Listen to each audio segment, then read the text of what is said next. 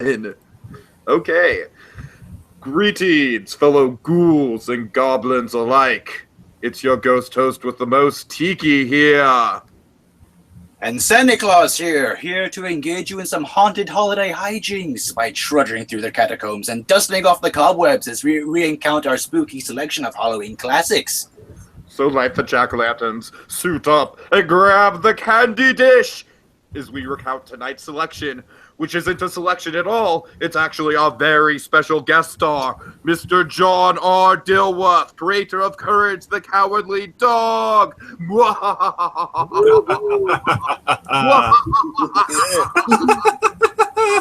Michael laughed. All right. John, sir, how are you? I'm feeling frightening.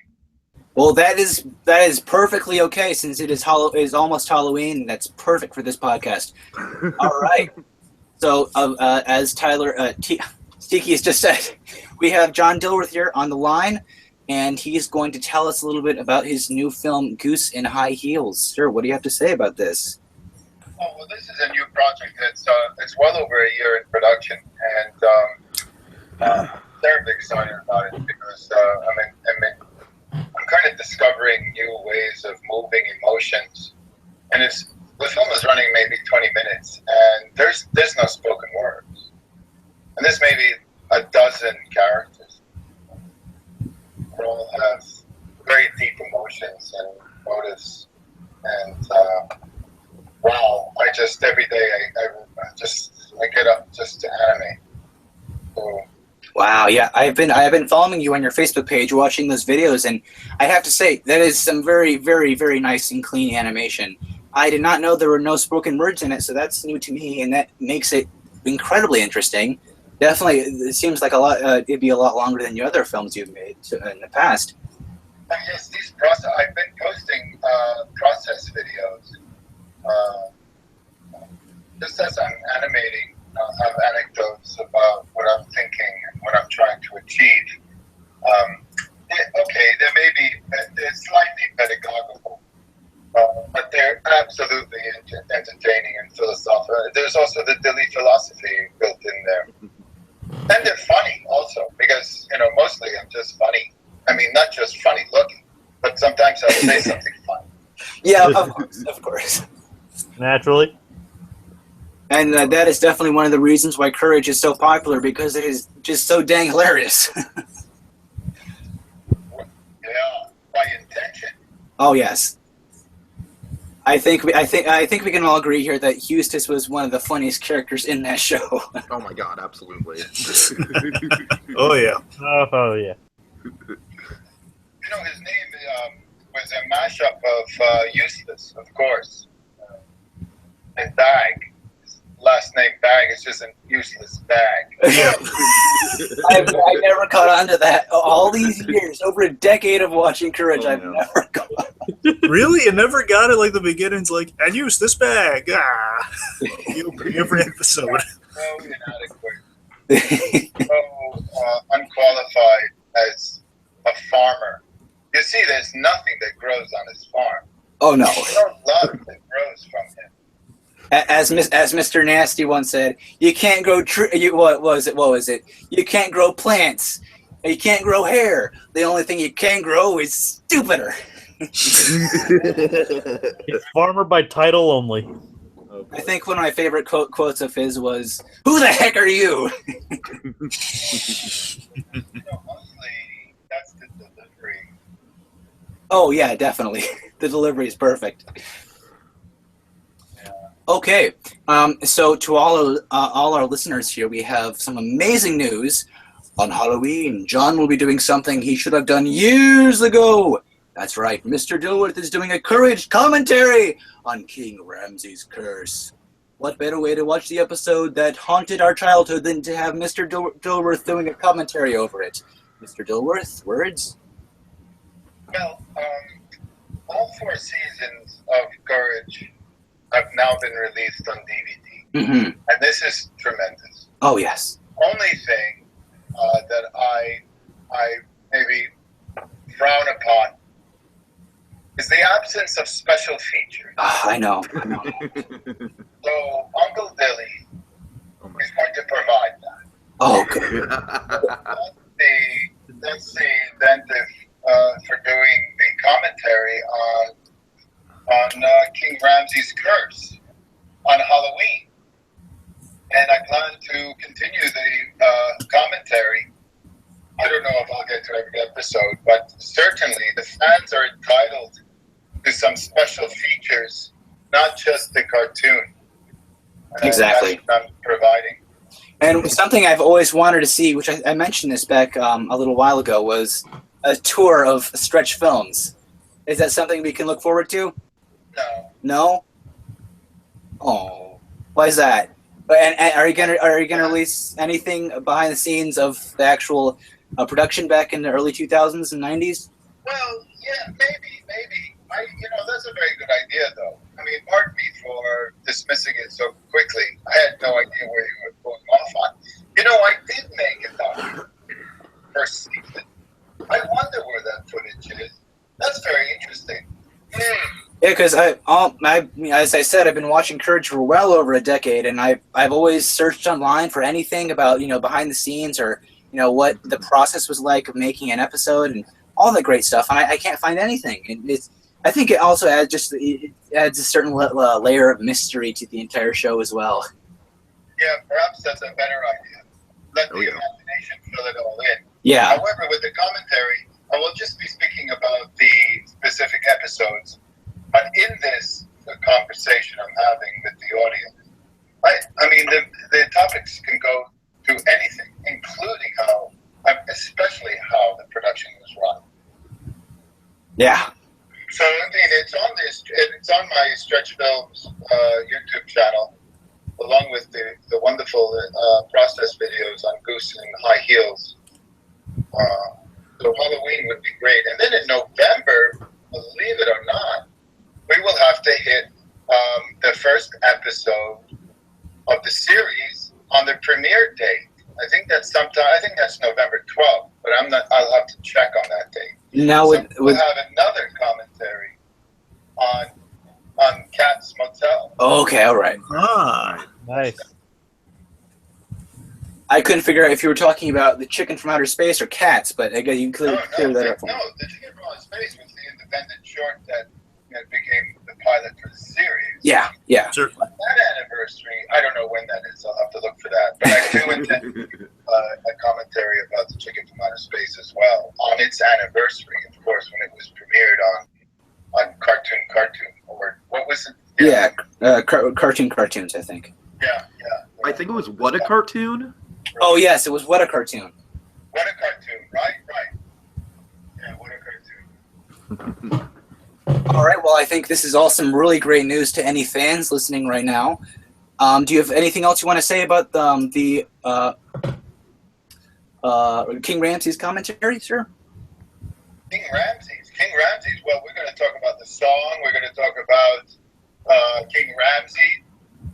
We'll talk about the process of creating the episode. Oh, the inspiration, wonderful. Probably the color. Who knows what else is going to come out? Okay. It's worth collecting. Yeah, definitely. That's the other thing. I mean, YouTube now has become the sort of universal university. I mean, it's everything. You can find everything. And there's always somebody there offering something. Exactly. And it's free. Yeah. Yeah, it's like getting a PhD. You go through a PhD course. So on that note, I guess, should I refrain from asking any Ramses-related questions in this interview here? Well, you could ask them. Why not? Okay. All right. Sounds good. And on that note, I guess we should move on to questions. Tiki, Jacob, Dragon, well, which one do you wants to go first on questions here? I can go first. Okay. Okay, Mr. Dilworth. First of all, I've always loved Courage. I grew up with it. One of the things that really struck me about Courage, one of the things that really struck a note with me, in addition to the humor that we just talked about, was, of course, the dark imagery, like just all the scary visuals, and not even just the scary visuals, but also the kind of the creepy messages and metaphors that would come along with it. So my question to you is kind of broad, but what I want to know is kind of, what do you think the importance of, of maintaining dark and scary imagery within children's television today is, post-Courage? I wouldn't know about it. I was always making the cartoons for myself. I was never thinking about the kids. And I was pretty shocked and also flattered when we got a TV 7 rating. Like, children under 7. But but you get 5 and 6-year-olds loving this thing.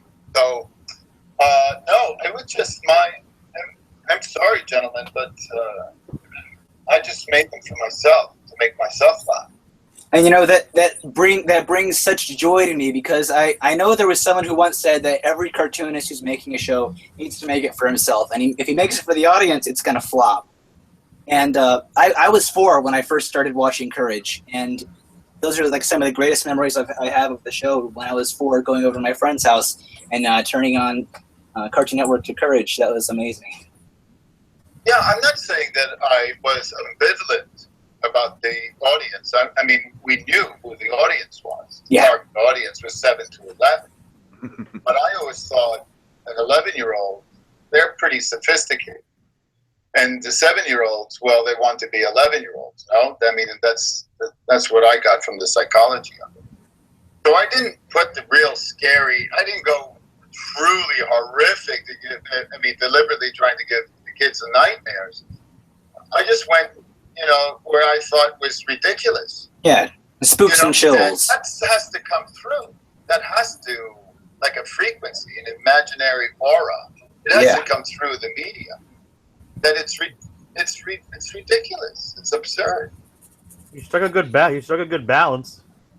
Oh, absolutely. That was one of the comedy. I mean, the whole thing is couched in comedy. It's making fun of itself. Oh, yeah. But we're reference. I was in love with sci-fi and horror. Of course. I would mash up different horror genres, different plots, maybe even throw in some sci-fi, mash it up. It didn't matter. I was able to make it coherent in the end.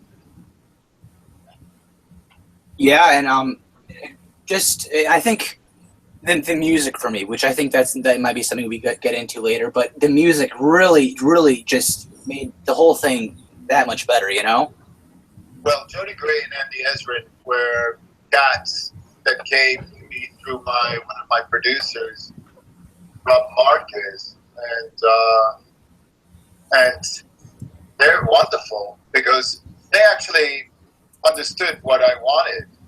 But I really wanted cinematic scoring. My approach to every episode was that it had to be a mini movie. Yeah. Like a cinema, not a TV. Cinema. And this is also why we get those hyper-realistic backgrounds. Right. Was as much a character as Courage or Muriel or Eustace or any of the villains. Yeah, and I think those backgrounds, for me at least, they just made the show pop. They made it really pop. Yeah, that was, we originated that, we started to develop that in the production of The Chicken from Outer Space.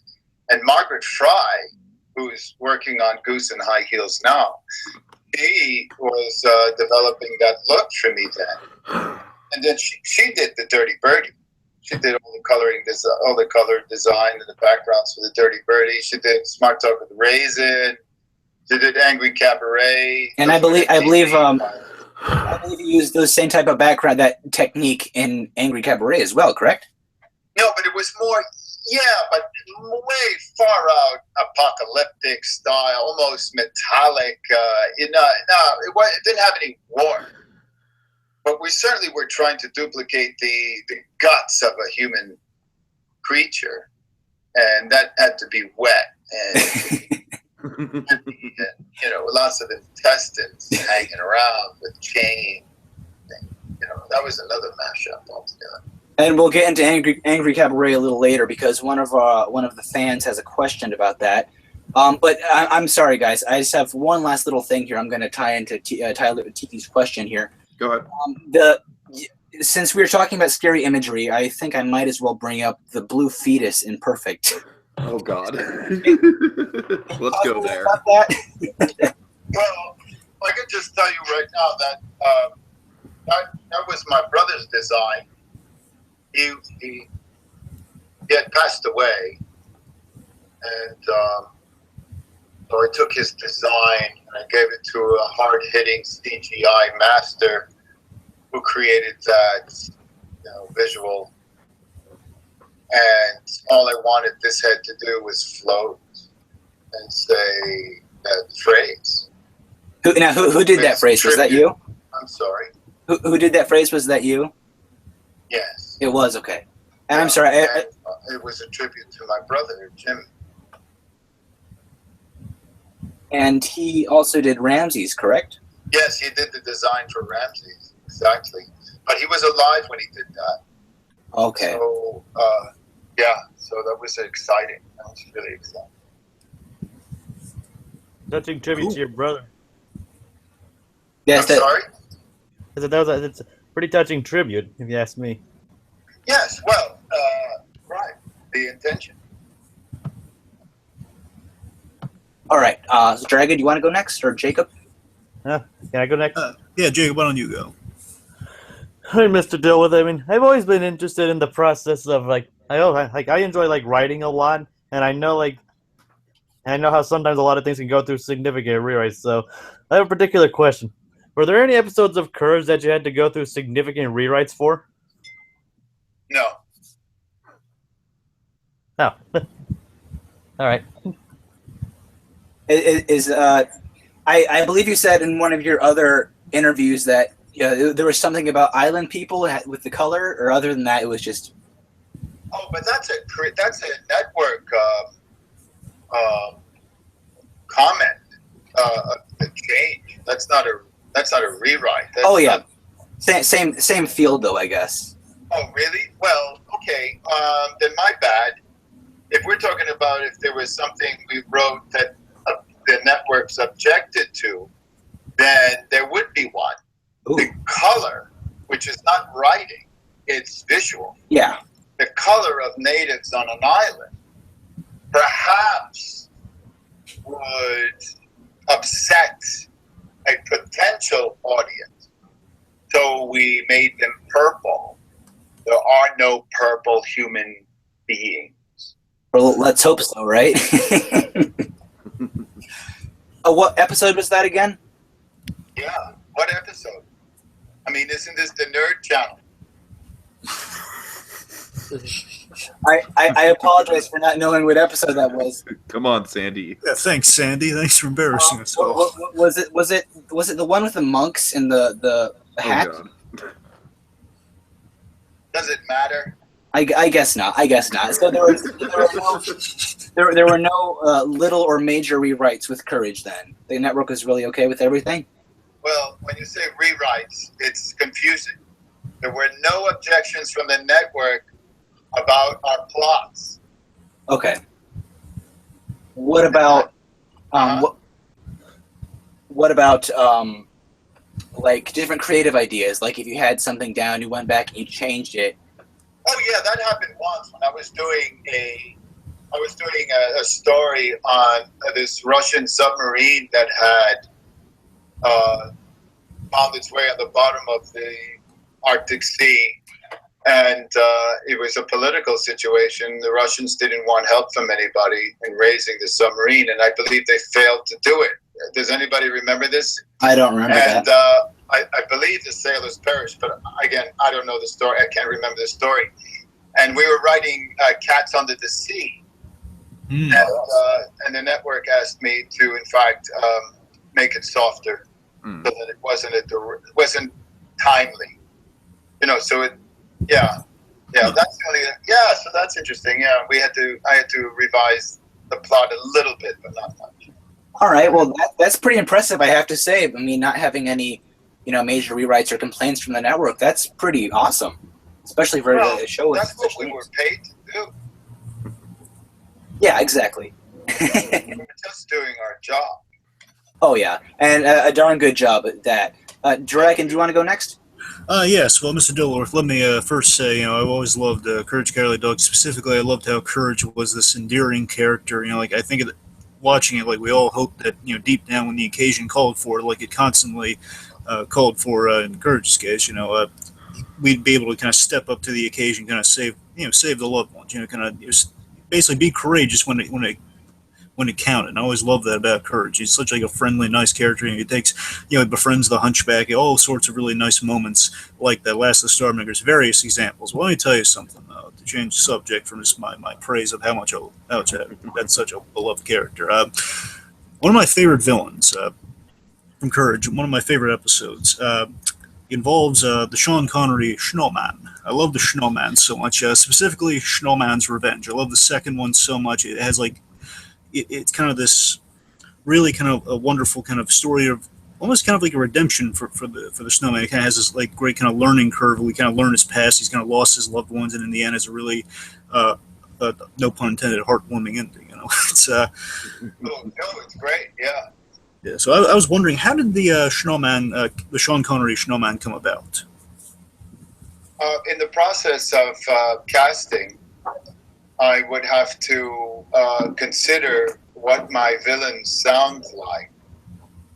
And Sean Connery is one of my favorite actors because of his accent and his delivery and his attitude.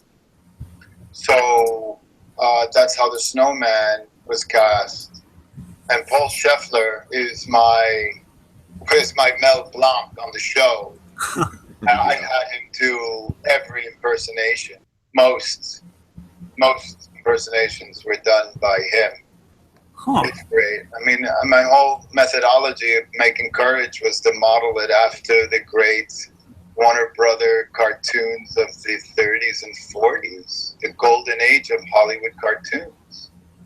And everything from the writing to the finding a Mel Blanc character to the opening cards to the rock. Yeah, I mean, I loved it. The music. I mean, the music's different, of course, because I was going for a more cinematic approach. But yeah, Snowman is a favorite of mine because also the metaphor of fragility is too powerful.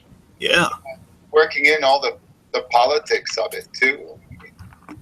Can't talk about it here, but it's all there. Cool stuff. I mean, you guys love that character. Tiki and I, we did a something called Christmas in July. We talked about kind of wintry themed things, and we talked about the episode. And we completely praised it all glory. How brilliant it was. Really good stuff. All right. So on that note, we're gonna have to wrap this up pretty soon here, guys. But we're gonna answer a few questions from the fans here. Let's see. Matthew Romero asks, have you ever thought of making a sequel to Angry Cabaret?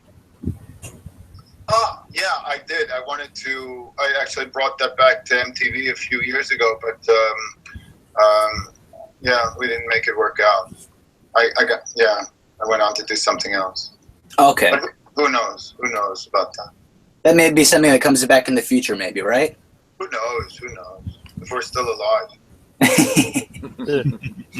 All right. Russell Restivo asks, how long did it take to flesh out the world, the characters, and the villains before the whole package was ready for Cartoon Network? Oh, you're talking about the making of the Bible. Well, the Bible was no big deal. That probably took me a week, maybe 2 weeks, because I had already done the pilot. And, well, I shouldn't say the pilot. I had made the short film, The Chicken from Outer Space. And all I did was analyze The Chicken from Outer Space. I mean, I made the short film, and then I went back and I used it as the material to write the Bible. That was it. Okay. Cool. All right. So David, I hope I don't butcher this here. David Manopoli asks, do you have any other plans to do another show, or are you just content with short films for now? Do I have any plans? Right now, I'm just making this short film that I have to do. I'm compelled to do it. I can't think of anything more at this current time. All right, and then just one last quick one here. This one is for myself. Can you say anything at all about Everyone Wants to Direct? Because I haven't heard that mentioned anywhere else. That's my favorite episode. Well, I was at a luncheon with Quentin Tarantino. Oh, boy. And I did tell him about the cartoon, and he was very, very excited. Of course, I doubt he saw what the character looked like. I think he would have excited nonetheless. I like that episode. Awesome. Yeah, that's been my favorite episode for years, actually. Yeah, I have to tell you that.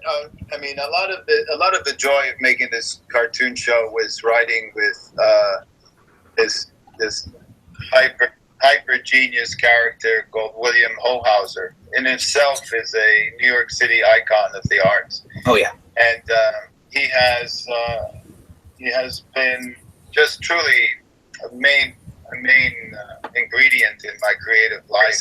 Because, he makes me laugh. He gets it, and I think that's what we all need. I think we need a William Hohauser in our lives, our creative, funny life. Oh, for sure, for sure. And I'm sure that Dilworth and Hohauser team together would be even funnier. Correct? Huh? I'm just saying. I'm sure the Dilworth and Hohauser team together is even funnier. Am I correct? Oh, when we're doing live stuff. Or when you're just together, goofing off or working on a short film together. You should see. There's a on my YouTube channel. There's a clip of Schmaltz and Fettuccine. Oh yes. You've seen that? Yeah. Oh, that's us doing. That's us. That is pure us. After we made Money Fashion and we shot those aliens, we had like 3 days of laughing trauma. Where we really thought we were going to have a heart attack. We couldn't breathe. Just thinking, even now when I think about it, I mean, there's a memory. That's like post-traumatic stress disorder, right? Can you have that from joy? From joy. I have to say, smoked fettuccine always just cracks me up beyond belief. So this has been absolutely a blast, and I'm gonna have to get on my rocket ship and travel to Mars now. So. Oh yes, of course. All right, Tell the Martians we said it. Tell the Martians we said hi. Thanks so much for your time, Mr. Dilworth. I really appreciate you coming on. It's been an absolute honor. Thank you so much. Yes, thank you. Thank you so much. Ciao. See ya. Thank you so much. Tell the Martians we said hi. Bye, John. All right, so what do you guys think? Sandy, just thanks so much for lining that up. I think that went perfectly. You're the man, Sandy. Yeah, that's all I have to say, Sandy. I am I owe you one. Chalk went up for the Sandman. And to any fans out there who are still listening, I apologize for not getting to everyone. There were a lot of questions, and we naturally couldn't get to all of them because of Mr. Dilworth's limited time here. But great questions. I would love to ask him these myself. I apologize for not getting to all of them. But yeah, I think that turned out quite nicely, guys. Yeah, absolutely, Sandy. And like I said, man, you are the hero of the evening here, along with Mr. Dilworth himself, of course. Mr. Sandman brought us a dream. Exactly. Norma Bates approves. Oh, God. Okay, folks. Well, our spirits grow weary, but don't worry. They'll be stronger than ever next time as we engage in even more haunted holiday hijinks.